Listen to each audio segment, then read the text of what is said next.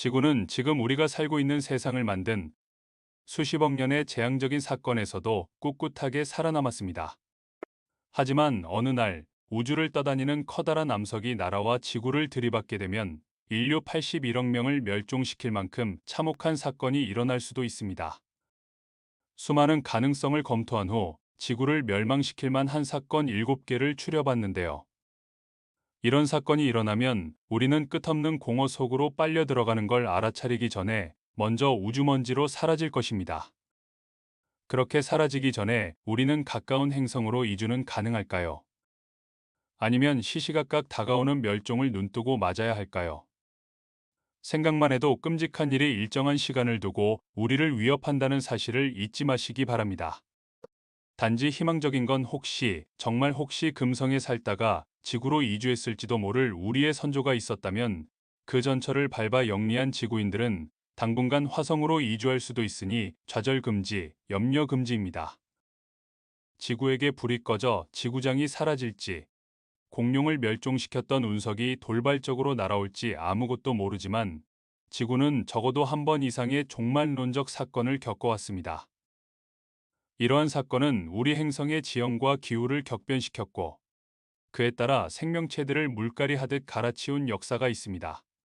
그리고 그런 격변 때마다 신나게 살고 있던 생명체들은 모조리 멸종되고 말았습니다. 하지만 우리 행성에 가까운 미래 어딘가, 혹은 먼 미래에는 어딘가 단순히 인류 전체를 멸망시킬 수는 있을 만큼, 아니 이 행성에서 전혀 거주가 불가능할 만한 대형 사건들이 도사리고 있습니다. 언젠가 시간이 흘러 먼 미래에 우리 모두는 물론 이 지구 행성 자체도 우주먼지로 돌아가야 합니다. 종교인들이 말하는 영생은 없습니다. 우주는 우주 원리로 돌아가고 있으니 다른 건 개입할 여지가 없는 것이죠. 이 지구를 완전히 파멸시킬 만한 사건이라면 도대체 얼마나 대단한 사건일까요?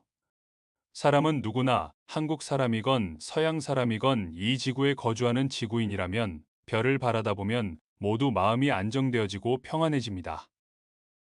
그리고 우주에 있는 무수한 별을 보고 그 경이로움에 감탄하게 됩니다. 별똥별을 보고 기도하면 소원이 이루어진다는 말은 그 옛날의 동화일 뿐입니다. 밤새도록 쏟아지는 유성우가 지구인들의 소원을 들어주려고 쏟아질 리가 있겠습니까?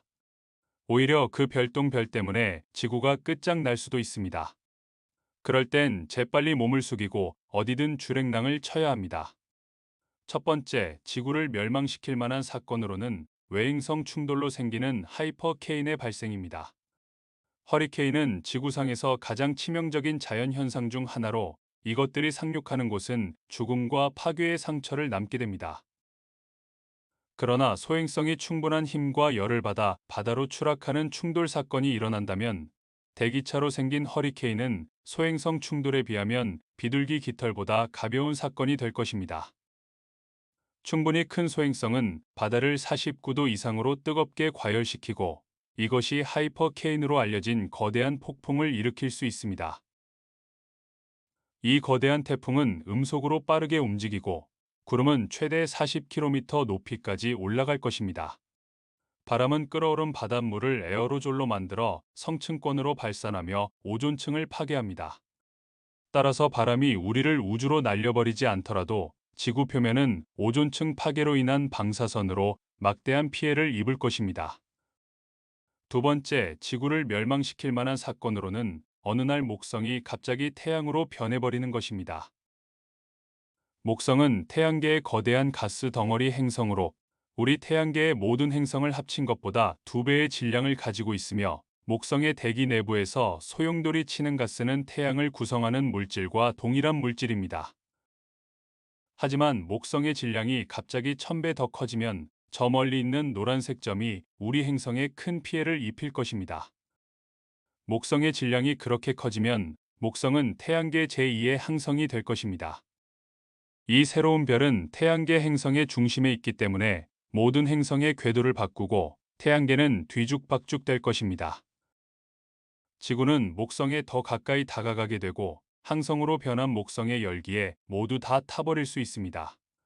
또는 더 나쁜 것은 중력이 우리 지구를 불량 행성으로 만들어 태양계 밖으로 쫓아내 버릴 수도 있습니다. 이는 우리가 새로운 항성을 찾아 끝없이 우주를 배회하는 우주미아가 된다는 것을 의미합니다. 우리를 따뜻하게 만들어주던 태양열이 사라지고 지구는 얼음 덩어리로 변해버릴 것이며 모든 생명체는 지구 동토에서 이미 죽은 상태가 되는 것이지요. 지옥이 따로 있나요? 적당한 항성을 찾기 전에 냉동지옥은 수억 년 동안 계속될 것입니다. 두 번째, 지구를 멸망시킬 만한 사건으로는 태양이 지구를 삼켜버리게 되는 사건입니다. 우리는 아직 형성되지 않은 별이나 가지도 못할 지구를 닮은 행성 찾기에만 집중하고 있지만 우리 곁에 있는 별에 집중하는 게 더 중요할 수도 있습니다. 우리의 태양은 매초 6억 톤의 수소를 연소하기 때문에 지구에 생명체가 존재할 수 있게 해줍니다. 이 전력권이 고갈되는 것은 시간 문제일 뿐이며 수소가 다 타버리게 되면 태양의 핵은 헬륨으로 포화 상태가 됩니다. 그리고 질량이 줄어들기 시작합니다. 압력과 온도가 증가하면 태양은 엄청난 양의 에너지를 뿜어내며 부풀어 오를 것입니다. 태양의 바깥층은 팽창하여 지구에 치명적인 폭염을 일으킬 것이며 이미 우리가 살고 있는 골드락스 종 같은 건 사라지고 없습니다. 우리의 바다는 증발하여 대기는 뜨거운 수증기로 가득 차게 되고 그에 따라 햇빛이 차단되어 온실효과로 대기는 끓어오르고 지구핵이 끓어올라 여기저기 화산이 폭발하게 됩니다. 지구는 순식간에 불지옥이 되어 서서히 지금의 화성 모습으로 변합니다. 거기에 방사선까지 강렬하게 쏟아지면서 지구 표면에 살던 생명체들을 태울 것입니다.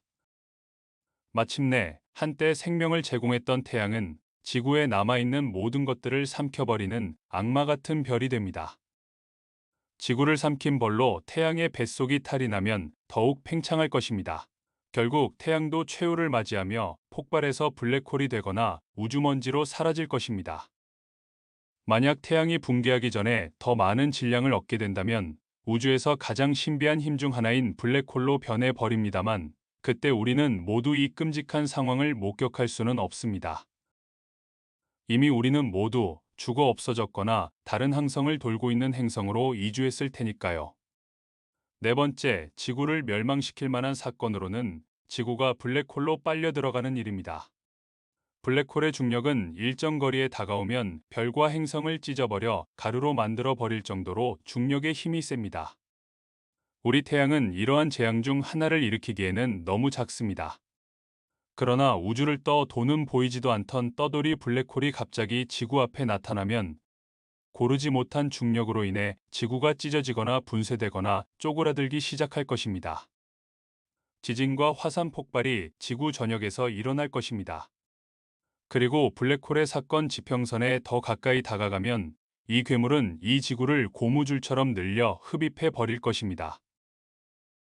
블랙홀은 물질을 수평으로 압축하여 빨아들여 국수를 만드는 재주가 있습니다. 우리 행성의 모든 부분은 원자로 분해되어 이 배고픈 블랙홀의 뱃속으로 삼켜질 것입니다. 다섯 번째, 지구를 멸망시킬 만한 사건으로는 지구의 모든 화산이 한꺼번에 터져서 지표의 모든 것들을 파괴시킵니다.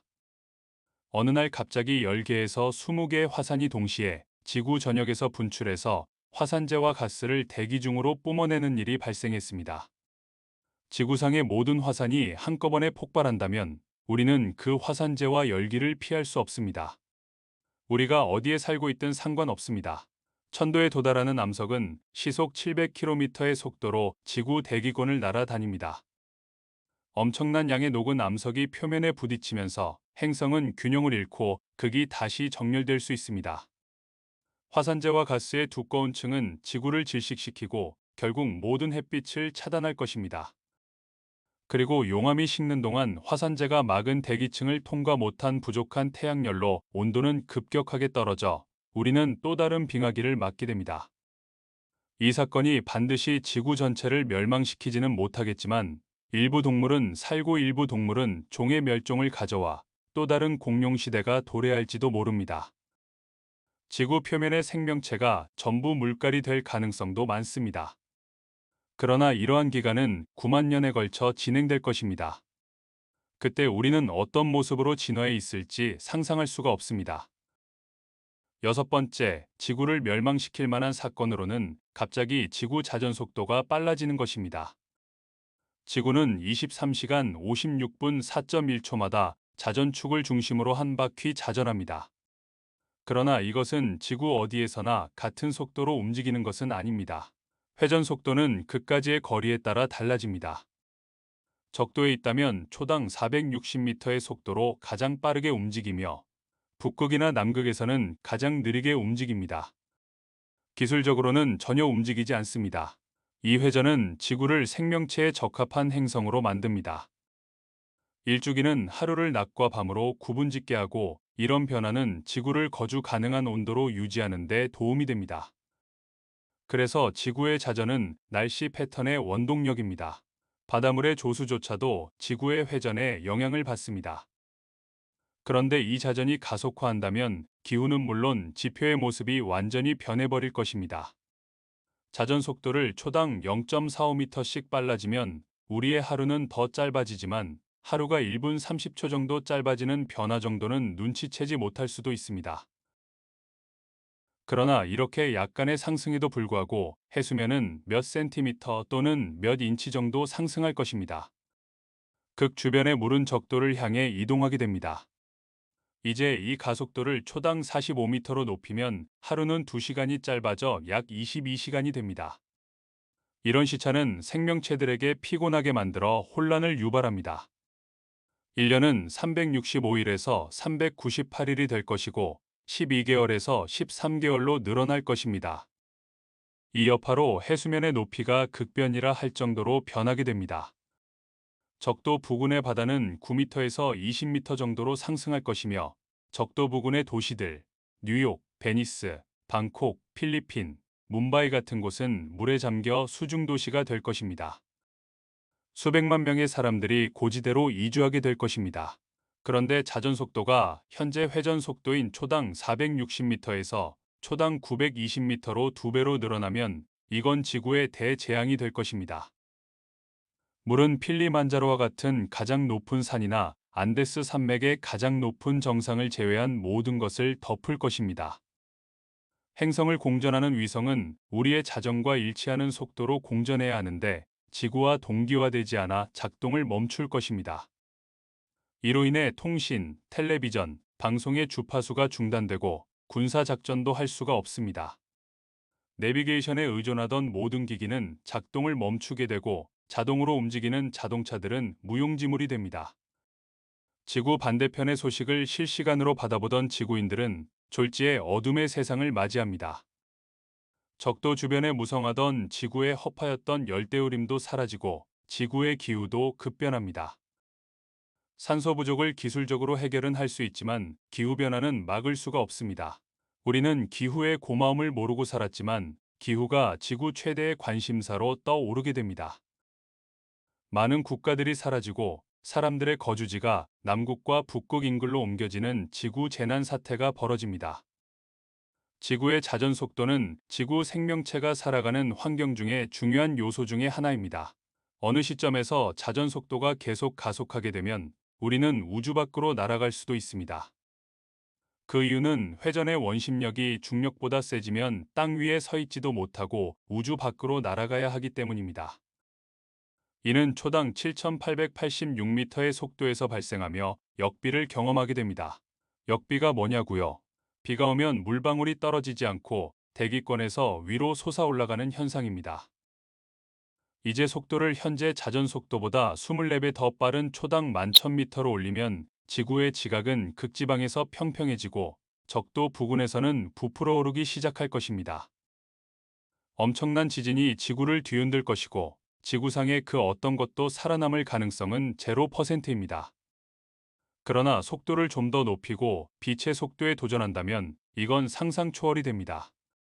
지구가 초당 29만 9,792km의 속도로 회전한다면 이는 현재보다 65만 2,000배 빠른 속도입니다. 행성의 크기가 바뀔 것입니다. 구형이었던 지구는 접시처럼 얇은 원반으로 수축됩니다.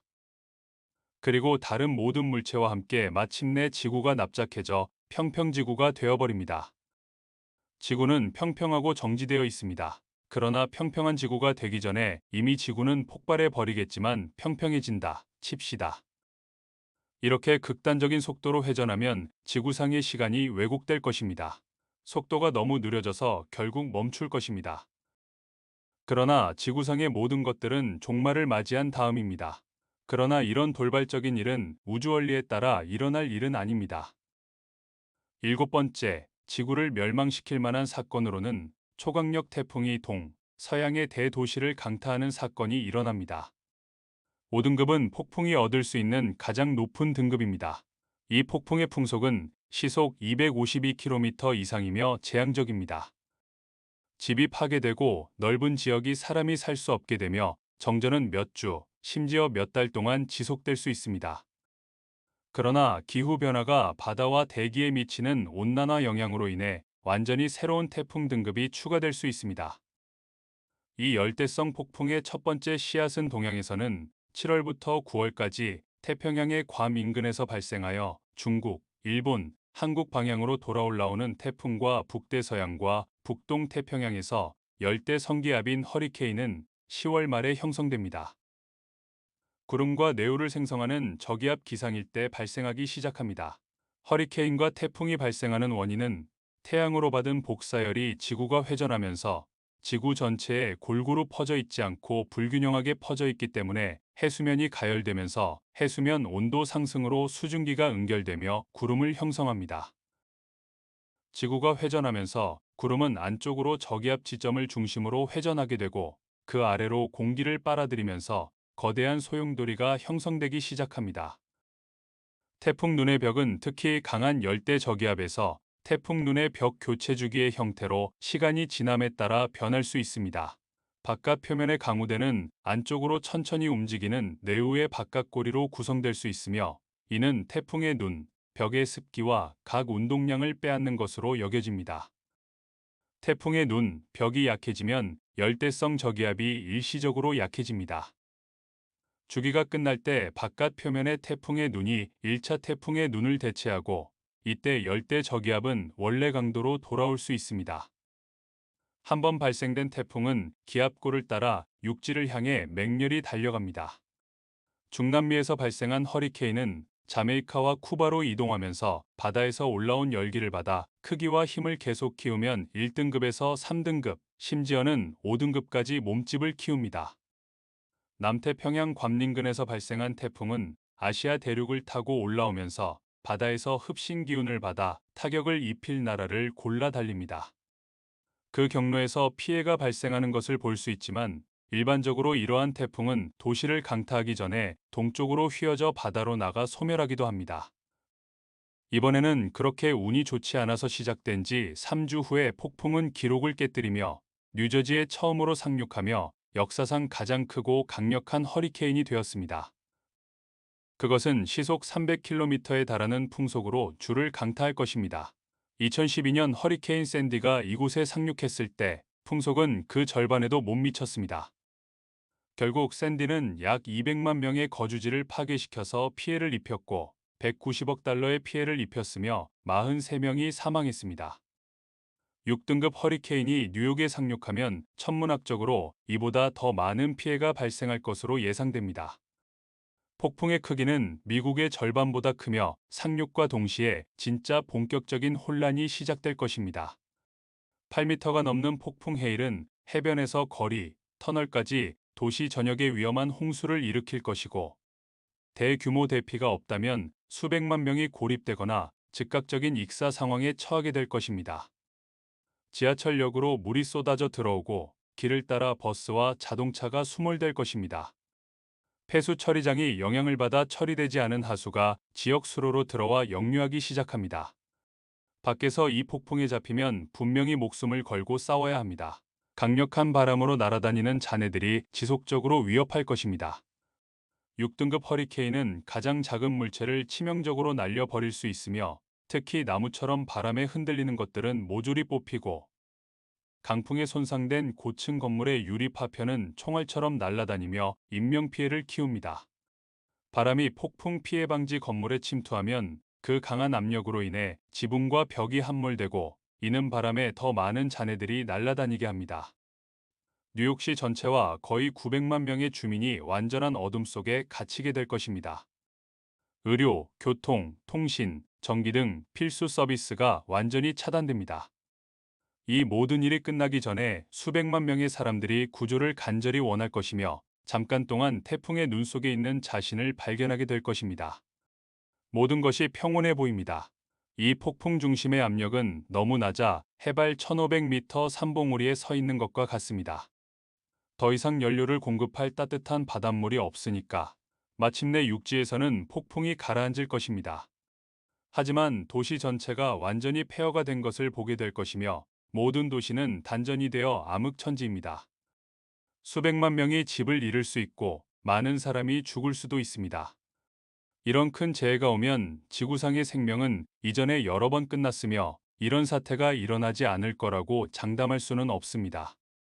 일반적으로 동양에서 발생하는 태풍보다 중남미에서 발생하는 허리케인이 그 세력이 더 큽니다. 이러한 지구 파괴는 모두 다 가상 시나리오이지만 지금 당장 일어날 일도 아니고 일어난다 해도 인류는 매우 현명함으로 위기를 잘 이겨낼 것입니다. 그렇다면 작은 것부터 우리는 준비해야 합니다. 지구 환경 문제는 인류의 활동에서 유래한 환경의 변화에 따라 발생하는 문제이며 이것은 지구 외에도 우주까지 미치고 있는 문제가 될 수 있습니다. 환경 문제를 해결하는 최고의 방안은 환경 보호입니다. 지구 환경을 보호하는 일은 지속적인 활동이 필요하며 우주 쓰레기 등 우주에서도 쓰레기 관련 사건이 많이 발생하며 지상에서는 매연 또는 미세먼지 등이 환경에 큰 영향을 끼칩니다. 환경 보호는 환경과 인간 모두의 이익을 위해 개인, 조직 또는 정부 차원에서 자연 환경을 보호하는 실천하는 것이 필요하며 환경 보호에 대한 입법, 교육, 행동을 실천함으로써 범국가적 문제로 다루는 사회 및 환경 운동을 실천해야 합니다. 인간에 의한 환경 파괴는 전 세계적인 문제입니다. 수질 오염은 또한 해양 생물의 문제를 야기합니다. 대부분의 학자들은 인류 사회가 행성 경계 내에서 지속 가능하게 살기 위해 노력한다면 90억 명에서 100억 명 사이의 전 세계 인구가 지구 생태계 내에서 지속 가능하게 살 수 있을 것이라고 생각합니다. 환경에 미치는 영향의 대부분은 가장 부유한 국가의 과도한 산업 제품 소비로 인해 발생합니다.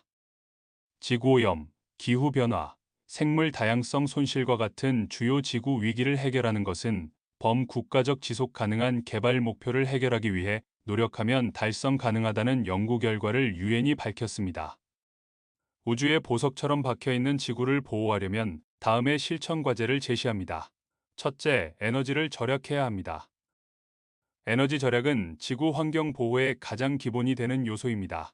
전구를 LED 전구로 교체하고 불필요한 전기용품을 꺼두는 등 간단한 습관을 고침으로써 우리는 에너지 소비를 줄일 수 있습니다.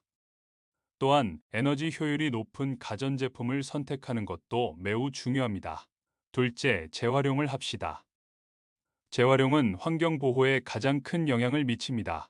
일상생활에서 사용한 종이, 플라스틱, 금속 등을 재활용하고 재사용 가능한 제품을 적극적으로 이용해야 합니다. 또한 재활용을 장려하기 위해 재활용함을 설치하고 재활용에 대한 국민의식을 고취해야 합니다. 셋째, 물을 절약해야 합니다. 물은 생명의 근원이며 귀한 자원입니다. 우리는 물을 절약하고 지구 환경을 보호하기 위해 샤워 시간을 단축하며 물을 적게 사용하는 화장실 시설을 이용해야 합니다. 또한 물을 사용할 때는 물을 켜놓고 방치하지 않는 습관을 가져야 물을 절약할 수 있습니다. 넷째, 자동차보다 대중교통을 이용해야 합니다. 자동차는 대기 오염의 주된 원인 중 하나입니다. 우리는 자동차 대신 대중교통을 이용함으로써 대기 오염을 줄일 수 있습니다. 대중교통을 이용하는 것은 환경 보호뿐만 아니라 교통 체증 완화에도 도움이 됩니다. 전기차는 에너지 절약에 도움이 되는 게 아니라 전기를 생산하기 위해 또 다른 환경을 오염시키는 원인입니다. 제일 좋은 건 걷거나 자전거를 이용하여 출퇴근을 하는 걸 추천드립니다. 다섯째, 친환경 제품만을 구매해야 합니다. 친환경 제품은 환경에 덜 영향을 끼치는 제품입니다. 환경을 보호하기 위해 친환경 제품을 구매하고 일회용품 대신 재사용 가능한 제품을 선택해야 합니다. 또한 유기농 식품을 선호하고 화학물질이 적게 함유된 제품을 선택하도록 해야 합니다. 여섯째, 나무를 심어야 합니다. 나무는 대기 중 이산화탄소를 흡수하여 공기를 정화하는 역할을 합니다. 환경 보호를 위해 나무를 심고 숲을 보호해야 합니다. 또한 녹지 공간을 적극적으로 확보해야 하고 도시에서도 나무를 심어 자연 친화적인 환경을 조성해야 합니다. 일곱 번째, 쓰레기를 줄입시다. 쓰레기는 환경에 매우 해로운 요소입니다. 쓰레기를 줄이기 위해 일회용품 대신 재사용 가능한 제품을 사용하고 쓰레기를 분리하여 처리해야 합니다. 또한 쓰레기를 알맞게 처리하기 위해 재활용을 장려하고 환경에 해로운 폐기물을 줄이는 노력을 모두가 해야 합니다. 여덟 번째, 지속 가능한 농업과 유기농 식단을 선택합시다. 농업은 대기 오염과 생태계 파괴의 주된 원인 중 하나입니다. 지속 가능한 농업을 지원하고 유기농 식품을 선호해야 합니다. 또한 식단을 선택함에 있어서도 환경에 부담을 주지 않는 식품을 선택해야 하며 채식이나 육식을 선택하는 것은 개인의 선택이지만 환경에 도움이 되는 식단을 고려하는 게 중요합니다. 일곱 번째, 환경 보호에 대한 교육과 인식을 바꿔야 합니다. 환경 보호에 대한 교육과 인식 제고는 환경 보호의 핵심입니다. 환경 보호에 대한 교육을 받고 지속적으로 환경 보호에 대한 정보를 습득해야 합니다. 또한 가족, 친구, 이웃들과 환경 보호에 대한 이야기를 나누고 환경보호 인식을 공유하는 것도 중요합니다. 열 번째, 지구 환경 보호 단체에 참여합시다. 모든 사람이 지구 환경 보호 단체에 참여하여 활동을 지원해야 합니다. 지구 환경 보호에 대한 관심을 공유하고 다른 사람들과 협력하여 보다 큰 영향력을 행사할 수 있습니다. 지구 환경 보호 단체에 참여함으로써 개인의 노력을 넘어서 전 세계적인 환경 문제에 대한 해결책을 찾을 수 있습니다. 지구 환경 보호는 우리의 삶과 미래 세대를 위한 중요한 문제입니다. 우리는 개인의 노력과 협력을 통해 지구 환경을 보호하고 더 나은 미래를 위한 삶을 추구할 수 있습니다. 이 10가지 실천 방법을 실천함으로써 우리는 지구 환경을 보호하고 더 나은 미래를 위한 기여를 할 수 있습니다.